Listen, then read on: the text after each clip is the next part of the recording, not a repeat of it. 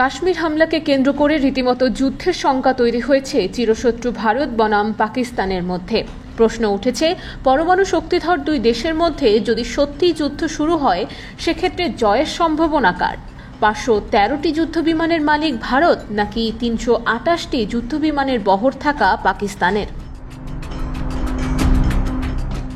চলমান উত্তেজনাকে কেন্দ্র করে আলোচনা চলছে পরমাণু হামলা নিয়েও। নিরাপত্তা বিশ্লেষকরা শঙ্কা করছেন, পাকিস্তান ভারতে পরমাণু হামলা চালিয়ে বসতে পারে। এক্ষেত্রে প্রশ্ন এসেছে, কার হাতে কতগুলো পরমাণু অস্ত্র আছে, কে কতক্ষণ টিকে থাকতে পারবে, আর পরমাণু হামলা চালালে কতটা ক্ষতি হবে ভারতের।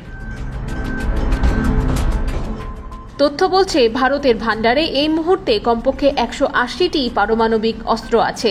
বিপরীতে পাকিস্তানের হাতে আছে 170টি পারমাণবিক অস্ত্র।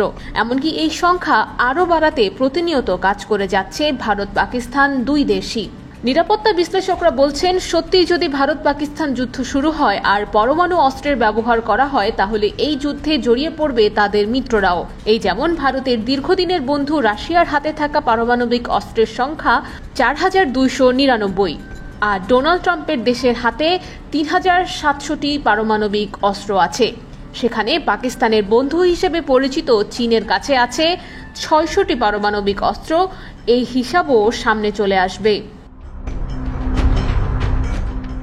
মোদি বাহিনীর হাতে ট্যাঙ্কের সংখ্যা 4201টি, অন্যদিকে পাকিস্তানের 2627টি। ভারতে মোট এয়ারক্রাফট 2229টি, কিন্তু পাকিস্তানে 1399টি। ভারতে হেলিকপ্টার 899, অন্যদিকে পাকিস্তানে 373টি। ভারতে অ্যাটাক হেলিকপ্টার 80টি, কিন্তু পাকিস্তানে 57টি। তবে এই উত্তেজনা কমিয়ে দুই পক্ষকেই সংযত হওয়ার আহ্বান জানিয়েছে জাতিসংঘ। যে কোনো পরিস্থিতি মোকাবেলায় আলোচনার টেবিলে বসার পরামর্শ দেওয়া হয়েছে। IBTV USA news desk.